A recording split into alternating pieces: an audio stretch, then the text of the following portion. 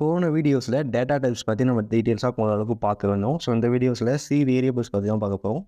Variables அப்படின்னா ஒன்றுமே கிடையாது. வேரியபிள்ஸ் அப்படின்றது நம்ம ஒரு டேட்டாவை கம்ப்யூட்டரில் ஸ்டோர் பண்ணுறதுக்கு ஒரு மெமரி ஃபேஸை அலோகேட் பண்ணுறது தான். ஃபார் எக்ஸாம்பிள் உங்கள் காலேஜ் எடுத்துக்கோங்க. உங்கள் காலேஜில் நிறைய கிளாஸ் ரூம்ஸ் இருக்கும். கிளாஸ் ரூம்ஸில் நிறைய டிபார்ட்மெண்ட்ஸு அது மாதிரி நிறைய ஸ்ட்ரக்சராக பிரித்து வச்சுருப்பாங்க. அந்த மாதிரி நம்ம வந்து நிறைய ஸ்ட்ரக்சராக டேட்டாஸை பிரிக்கிறதுக்கு இந்த வேரியபிள்ஸ் யூஸ் பண்ணுவோம். ஃபார் எக்ஸாம்பிள் நான் வந்து பார்த்தீங்க அப்படின்னா பிசிஏ டிபார்ட்மெண்ட்னு ஒரு தனி பிளாக் இருக்குது. ஸோ அந்த பிளாக்கில் நிறைய கிளாஸ் ரூமுக்கு first year, second year, third இயர்னு. ஸோ அந்த ஃபஸ்ட் இயர், செகண்ட் இயரில் நான் வந்து ஃபைனல் இயர் படித்தேன்னு வச்சுக்கலாம். போன வருஷம் ஃபைனல் இயர் படித்தேன். ஸோ ஃபைனல் இயரில் எனக்குன்னு ஒரு ப்ளேஸ் இருக்குல்ல, அந்த மாதிரி கம்ப்யூட்டர் ஹார்ட்வேர் சிஸ்டமில் ஹார்ட் டிஸ்க்னு ஒன்று இருக்கும். உங்கள் எல்லாருக்குமே தெரிஞ்சிருக்குன்னு நினைக்கிறேன். ஹார்ட் டிஸ்கில் எந்த பிளேஸில் இந்த வேல்யூஸ் போய்ட்டு ஸ்டோர் ஆகணும், அது என்ன நேமில் ஸ்டோர் ஆகணும் அப்படின்னு சொல்கிறது இந்த வேரியபிள்ஸு. ஒரு வேரியபிள் நம்ம டிக்ளேர் பண்ண போகிறோம் அப்படின்னா அந்த 3 விஷயம் கண்டிப்பாக அந்த வேரியபிள் இருக்கணும்.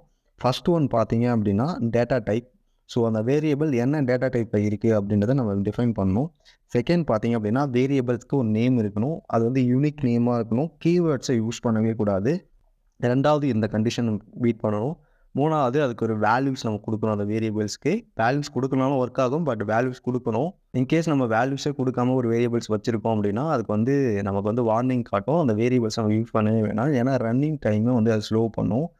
ஸோ வேரியபிள்ஸ்க்கான சின்டாக்ஸ் பார்த்தீங்க அப்படின்னா ஃபஸ்ட்டு வந்து டேட்டா டைப் என்னன்னு சொல்லியிருக்கணும். நெக்ஸ்ட் வேரியபிள் நேம் இருக்கணும். அதுக்கப்புறம் அதுக்கு ஒரு வேல்யூஸ் இருக்கணும். நம்ம போன வீடியோஸ்லேயே டேட்டா டைப்ஸ்லேயே பார்த்துட்டு இருந்தோம்.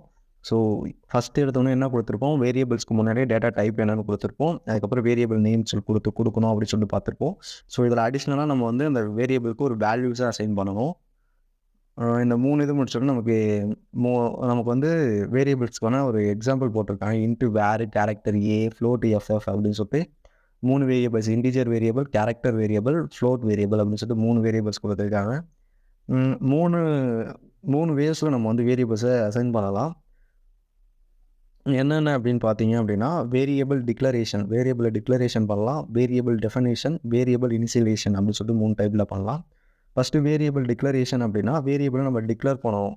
ஸோ எடுத்தோடனே வேரியபிள் டைப் அண்ட் வேரியபிளோட நேம் கொடுத்து நம்ம டிக்ளேர் பண்ணலாம். வேரியபிளை குளோபலாக கூட நம்ம டிக்ளேர் பண்ணலாம், இல்லை லோக்கலில் கூட நம்ம டிக்ளேர் பண்ணலாம். செகண்ட் பார்த்தீங்க அப்படின்னா வேரியபிள் டெஃபினிஷன். ஸோ டிஃபைன் பண்ணணும் எந்த இடத்துல அப்படின்னு சொல்லிட்டு. அதுதான் வந்து நம்ம இன்ட்டு வேர் அப்படின்னும் கேர் வேர் ட்ரூ அப்படின்னும் நம்ம டிஃபைன் பண்ணியிருக்கோம். ஸோ அதுக்கப்புறம் அதிலே பார்த்தீங்க அப்படின்னா இனிஷியலைசேஷன் பண்ணுறது. இனிஷியலைசேஷன்னா நம்ம வந்து அதுக்கு ஒரு வேல்யூஸ் கொடுக்கணும். இப்போ வந்து எக்ஸாம்பிளாக நம்ம என்ன கொடுத்துருக்கோம் அப்படின்னா இன்ட்டு வேர் அப்படின்னு சொல்லிட்டு ஒரு வேரியபிள் கிரியேட் பண்ணிவிட்டு அந்த வேர் ஈக்குவல் 10 அப்படின்னு சொல்லிட்டு ஒரு வேல்யூஸ் கொடுத்துருக்கோம். அதை வேறு மாதிரியும் நம்ம இது பண்ணலாம். டேரெக்டாகவே இன்ட்டு வேர் ஈக்குவல் 10 அப்படிவும் நம்ம இனிஷியலைசேஷன் பண்ணலாம். அதுக்கப்புறம் how to use variable C அதெல்லாம் நம்ம கொடுத்துருக்கோம். அதெல்லாம் வந்து ஒரு எக்ஸாம்பிள் ப்ரோக்ராம் தான். அதுக்கப்புறம் உங்களுக்கு நிறைய இன்ஃபர்மேஷன் கொடுத்துருக்கோம். ஸோ அதெல்லாம் நீங்கள் படிச்சுக்கோங்க. வேரியபிள்ஸ்லேயே டைப்ஸ் இருக்குது. Local variable, global variable, static variable, automatic variable, external variable, register வேரியபிள்னு. ஸோ வேரியபிள்ஸ்லாம் என்னென்னு தெரிஞ்சால் உங்களுக்கு போதும். குளோபல் இதெல்லாம் வந்து குளோபல் வேரியபிள்ஸ் நீங்கள் தெரிஞ்சுக்கணும். அது உங்களுக்கு இம்பார்ட்டண்டான ஒரு விஷயம். நெக்ஸ்ட்டு பார்த்தீங்கன்னா local variable, global variable and static variable, automatic variable, external variable, register variable இதெல்லாமே ஈஸியாக தான் இருக்கும். நான் உங்களுக்கு சிம்பிளாக அதை சொல்லிடுறேன். லோக்கல் வேரியபிள் அப்படின்னா அதை வந்து லோக்கலாக நம்ம டிஃபைன் பண்ணியிருக்கோம். லைக் நம்ம எக்ஸாம்பிள் ப்ரோக்ராம் கொடுத்துருக்கோம். ஃபங்க்ஷனுக்குள்ளே இன்ட்டு எக்ஸ் ஈக்குவல் 10ன்னு கொடுத்துருக்கோம். இதுதான் லோக்கல் வேரியபிள். அதை அப்படியே பிரிண்ட் பண்ணி காட்டினா அது வந்து லோக்கல். அடுத்து வந்து குளோபல் வேரியபிள் அப்படின்னா இந்த குளோபல், லோக்கல் இது ரெண்டுமே ரொம்ப முக்கியமானது. குளோபல்னால் வந்து நம்ம மெயின் ஃபங்க்ஷனுக்கு மேலவே இன்ட்டு எக்ஸ் ஈக்குவல் 20 அப்படின்னு சொல்லி டிஃபைன் பண்ணிட்டோம். இது வந்து குளோபல் வேரியபிள். ஸோ நம்ம மெயின் ஃபங்க்ஷனுக்கு வெளியவே 2 ஃபங்க்ஷனுமே க்ரியேட் பண்ணி பிரிண்ட் பண்ண வச்சுருக்கோம். ஸோ அதை வந்து நம்ம வந்து கால் பண்ணி ஃபங்க்ஷன் 1, ஃபங்க்ஷன் 2ன்னு கால் பண்ணி மெயின் ஃபங்க்ஷனை நம்ம பிரிண்ட் பண்ண வைக்கிறோம். ஸோ இது வந்து குளோபலாக நம்ம டிக்ளேர் பண்ணிட்டோம். எந்த இடத்துல ஒன்றும் எடுத்து யூஸ் பண்ணிக்கலாம். ஒருவேளை லோக்கலாக நம்ம டிஃபைன் பண்ணுறோம் அப்படின்னா ஜஸ்ட் இந்த லோக்கலாக நம்ம டிஃபைன் பண்ணியிருக்கோம்ல, இது வந்து இந்த கார்லி பிரேசஸ்க்குள்ளே தான் யூஸ் பண்ண முடியும். அதாவது கார்லி பிரேசஸ் எங்கே ஸ்டார்ட் ஆகுதுன்னா இந்த வைட் ஃபங்க்ஷன் இருக்கிற இந்த கார்லி பிரேசஸ்லேருந்து இந்த கார்லி பிரேசஸ்க்குள்ளே தான் நம்மளால் யூஸ் பண்ண முடியும். அதுக்கு வெளியே அந்த வேரியபிள்ஸை நம்மளால் ஆக்சஸ் பண்ண முடியாது. ஸோ அதனால தான் நம்மளால் அதை தாண்டி வேறு எங்கேயுமே நம்மளால் அந்த வேரியபிள்ஸை ஆக்சஸ் பண்ண முடியாது. அதே நம்ம குளோபலாக இது பண்ணிட்டோம் அப்படின்னா இந்த ப்ரோக்ராம் ஃபுல்லாக எந்த இடத்துல வேணாலும் நம்மளால் யூஸ் பண்ணிக்க முடியும். அதேமாரி தான் நமக்கு வந்து ஸ்டாட்டிக் வேரியபிளுக்கு வந்து ஸ்டாட்டிக் அப்படின்ற வேர்டை மட்டும் நம்ம முன்னாடி யூஸ் பண்ணுவோம். ஸோ இது வந்து ஸ்டாட்டிக் நிலையானது. ஸோ இது வந்து சேஞ்ச் ஆகாது. எந்த இடத்துலையுமே வேல்யூஸை சேஞ்ச் பண்ணவே முடியாது. அதுக்காக ஸ்டாட்டிக் வேரியபிள்ஸ் யூஸ் பண்ணுவோம். அதுக்கப்புறம் பார்த்தீங்க அப்படின்னா ஆட்டோமேட்டிக் வேரியபிள். ஸோ ஆட்டோ அப்படின்ற கீவேர்டு யூஸ் பண்ணுவோம் இதுவும். அதுக்கப்புறம் பார்த்தீங்கன்னா எக்ஸ்டர்னல் வேரியபிள். இதுக்கு வந்து எக்ஸ்டர்னல் அப்படின்ற வேர்டு யூஸ் பண்ணுவோம். அவ்வளோதான் வேரியபிள்ஸ் டைப்ஸு. ஸோ இதெல்லாம் உங்களுக்கு அதிகமாக தெரியணும்னு நினைக்கல. ஸ்கோப் ஆஃப் வேரியபிள் அப்படின்ற கான்செப்டில் உங்களுக்கு global variable and local variable பற்றி தான் கேட்பாங்க. ஸோ லோக்கல் வேரியபிள் அப்படின்னு பார்த்தீங்க அப்படின்னா அதை நம்ம என்ன பிளாக் ஆஃப் கோட் அப்படின்னு சொல்லுவாங்க. ஒரு கார்லி பேசஸ்லேருந்து இன்னொரு கார்லி பேசஸ்க்குள்ளே ஓப்பனாக இருக்கிற கோடை நம்ம பிளாக் ஆஃப் கோடுன்னு சொல்லுவோம். ஸோ இந்த கார்லி பேசஸ்லேருந்து இது வரைக்கும் இருக்கிறத நம்ம ஒரு பிளாக் ஆஃப் கோட் அப்படின்னு சொல்லிட்டு டிஃபைன் பண்ணுவோம். ஸோ லோக்கலாக இந்த கார்லி பேசஸ்க்குள்ளே ஒரு வேரியபிள் நம்ம டிக்ளேர் பண்ணுறோம் அப்படின்னா அதை தான் லோக்கல் வேரியபிள் அப்படின்னு சொல்லுவோம். ஸோ அந்த வேரியபிள் தான் நம்ம வந்து அந்த பிளாக் ஆஃப் கோட்குள்ளே மட்டும் யூஸ் பண்ண முடியும். ஸோ மேலே நம்ம வந்து ஒரு வேரியபிளை டிஃபைன் பண்ணுறோம். எல்லாத்துக்கும் மேலே மெயின் ஃபங்க்ஷனுக்கு மேலே ஹெட்டர் ஃபைலுக்கு மெயின் ஃபங்க்ஷனுக்கு மேலே நம்ம ஒரு ப்ரோக்ராமை ஒரு ஏதாவது ஒன்று டிஃபைன் பண்ணுறோம் அப்படின்னா அதுதான் குளோபல் வேரியபிள்னு சொல்லுவாங்க. அது என்டையர் ப்ரோக்ராம் ஃபுல்லாக நம்மளால் யூஸ் பண்ணிக்க முடியும் அந்த இடத்துல வேணாலும். ஸோ இதுதான் உங்களுக்கு அடிக்கடி கேட்குற கொஸ்டினாக இருக்கும். அதுக்கப்புறம் வந்து ரூல்ஸ் ஆஃப் நேமிங் வேரியபிள். இது வந்து வெரி வெரி இம்பார்ட்டன்ட். ஸோ இதை பார்த்தீங்கன்னா rules of naming variable. A variable name must only contain alpha letters, digit and underscore. So வேரியபிள்ஸில் என்னென்ன இருக்கணும் அப்படின்னா ஆல்பாபெட்டிக் லெட்டர்ஸ், அதாவது ஏபிசிடியாக இருக்கும், டிஜிட்ஸ் நம்பர்ஸ் இருக்கலாம், அண்டர்ஸ்கோர்ஸ் இருக்கலாம். இதை தவிர்த்து எந்த ஒரு ஸ்பெஷல் கேரக்டர்ஸுமே யூஸ் பண்ணக்கூடாது.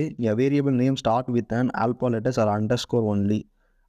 ஒரு வேரியபிள் நம்ம டிக்ளேர் பண்ண போகிறோம் அப்படின்னா அது வந்து ஒன்று ஏபிசிடி ஆல்ஃபா லெட்டர்ஸில் ஸ்டார்ட் ஆகலாம், அப்படி இல்லைன்னா அண்டர்ஸ்கோரில் ஸ்டார்ட் ஆகலாம். 1 2 3 அந்த டிஜிட் வச்சு ஸ்டார்ட் பண்ணக்கூடாது. நோ ஒயிட் ஃபேஸ், அதாவது ஃபேஸ் வந்து விடவே கூடாது. நடுவில் ஃபேஸ் விட்டனா எரர் காட்டும். A variable name must be any reserved word or keyword. Keywords பற்றி நான் உங்களுக்கு சொல்லவே இல்லை. கீவேர்ட்ஸ்னு ஒரு செட் ஆஃப் வேர்ட்ஸ் இருக்குது. ஸோ நம்ம யூஸ் பண்ணுற மெயின் ஆஷ் இன்க்ளூடு, பிரிண்ட்எஃப், ஸ்கேன்எஃப்லாம் பற்றி உங்களுக்கு ஒன்றும் சொல்லித்தரல. ஸ்கேன்எஃப் இது மாதிரி நிறையா ரிசர்வ்டு கீவேர்ட்ஸ் இருக்குது. நான் ஒரு கீவேர்ட்ஸ்லாம் டிஸ்பிளேயில் போகிறேன். ஸோ இந்த ரிசர்வ்டு கீவேர்ட்ஸ்லாம் வந்து நம்ம எப்போயுமே வேரியபிள்ஸாக யூஸ் பண்ணவே கூடாது. ஸோ வேரியபிள்ஸ்க்கான இந்த ப்ரோக்ராமை நான் உங்களுக்கு ஃபஸ்ட்டு ரன் பண்ணி காட்டிட்டு அதுக்கப்புறம் உங்களுக்கு வேரியபிள் நேமிங் பற்றி சொல்கிறேன். ஜஸ்ட் இதை நான் காப்பி பண்ணிவிட்டு Visual Studio Code ஓப்பன் பண்ணி வச்சுருக்கேன். ஆல்ரெடி இருக்க ப்ரோக்ராமை ரிமூவ் பண்ணிக்கலாம். ரிமூவ் பண்ணிவிட்டு கொடுத்து சேவ் பண்ணால் எரர் அடிக்கும், எப்போவுமே அடிக்கிறது தான். இதை ரிமூவ் பண்ணிவிட்டு இந்த இடத்துல போட்டு சேவ் பண்ணால் சேவ் ஆகிடும். ஜஸ்ட் நான் இப்போ இதை ரன் பண்ணுறேன். நமக்கு ரன் ஆகி வேரியபிள்ஸ்க்கான அவுட்புட் வந்துடுச்சு. ஸோ இப்போது வந்து நான் வேரியபிள் டிக்ளரேஷன் பற்றி சொல்கிறேன். ஜஸ்ட் நான் இது உள்ளே இருக்க எல்லாத்தையும் எடுத்துடுறேன். இப்போதைக்கு மெயின் ஃபங்க்ஷன் மட்டும் இருக்குது.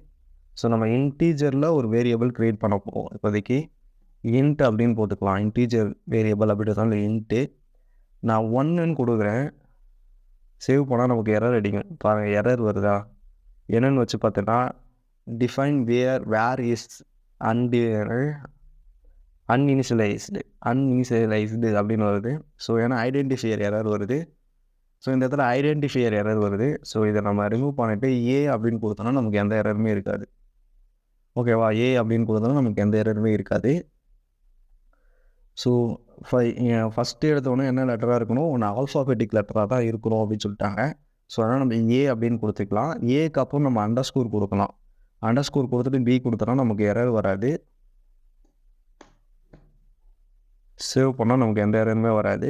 வார்னிங் மட்டும் காட்டுது. ஏன்னா நம்ம இந்த வேரியபிள் எங்கேயுமே யூஸ் பண்ணலை அப்படின்னு சொல்லிட்டு காட்டுது.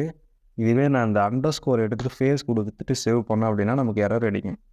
ஏன்னா வந்து ஃபேஸ் வந்து எந்த இடத்துலையுமே வேரியபிள்ஸ் நம்ம யூஸ் பண்ணவே கூடாது. ஃபேஸ் வேணும், 2 வேர்ட்ஸை நம்ம ஜாயின் பண்ண போகிறோம் அப்படின்னா கண்டிப்பாக அந்த இடத்துல அண்டர்ஸ்கோர் தான் நம்ம யூஸ் பண்ணி ஆகணும். அதேமாதிரி நடுவில் வந்து நம்பர்ஸ் யூஸ் பண்ணிக்கலாம். நம்ம வேரியபிள்ஸ்க்கு நடுவில் நம்மளால் நம்பர்ஸ் யூஸ் பண்ணிக்க முடியும்.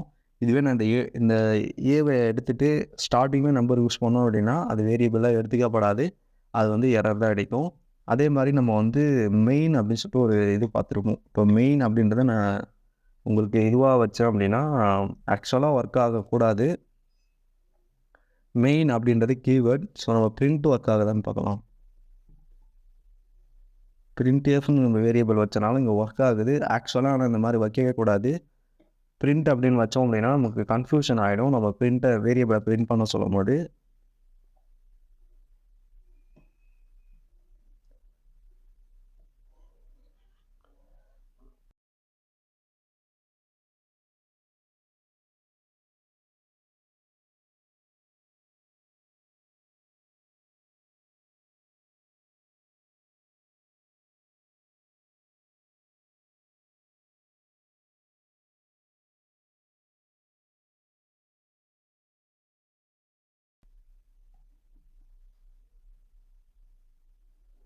பார்த்தீங்கன்னா பிரிண்ட்டுன்னு நம்ம ஒரு வேரியபிளை வச்சுட்டு இங்கே நம்ம திரும்ப அதே பிரிண்ட்டை வந்து இங்கே கால் பண்ணுறோம் அப்படின்னா நமக்கு எரர் அடிக்குது.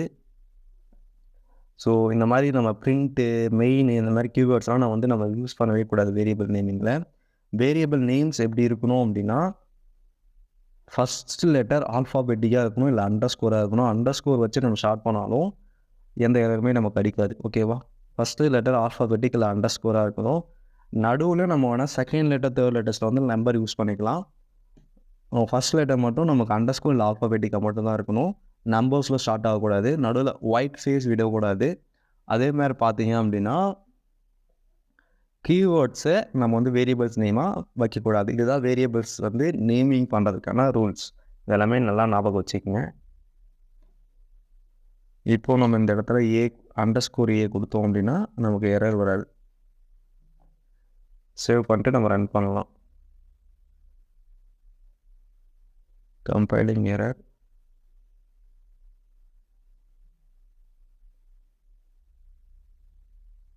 ஓகே, இந்த இடத்துல நம்ம வந்து செமிகோலன் வைக்க மாட்டோம். சி ப்ரோக்ராமை பொறுத்தளவுக்கு எல்லா லைனுமே நம்ம ரைட் பண்ணி முடிச்சுட்டு செமிகோலன் வைக்கணும். இப்போது நம்ம ரன் பண்ணுவோம். கம்பைல் சக்ஸஸ்ஃபுல் ஆகிடுச்சு. நமக்கு 10 அப்படின்ற வேல்யூஸ் இந்த இடத்துல பிரிண்ட் ஆகிருக்கு பாருங்கள். ஸோ அவ்வளோதான் வேரியபிள் நேமிங் வைக்கிறது. வேரியபிள்ஸ்னால் இதுதான். இப்போது வந்து அண்டர்ஸ்கோர் ஏ அப்படின்ற ஒரு மெமரி லொக்கேஷனில் போய்ட்டு இந்த 10 அப்படின்ற வேல்யூ ஸ்டோர் ஆகியிருக்கோம். இதுக்கு தான் நம்ம வந்து வேரியபிள்ஸ் யூஸ் பண்ணுறோம். ஸோ அவ்வளோதான் வேரியபிள்ஸு. வேரியபிள்ஸ்க்கு ஒரு நேம் வைப்போம். அது எத்தனை பைட் நம்ம என்ன டேட்டா டைப் யூஸ் பண்ணுறோமோ அதுக்கு ஏற்ற மாதிரியான பைட்ஸ் அதை எடுத்துக்கும்.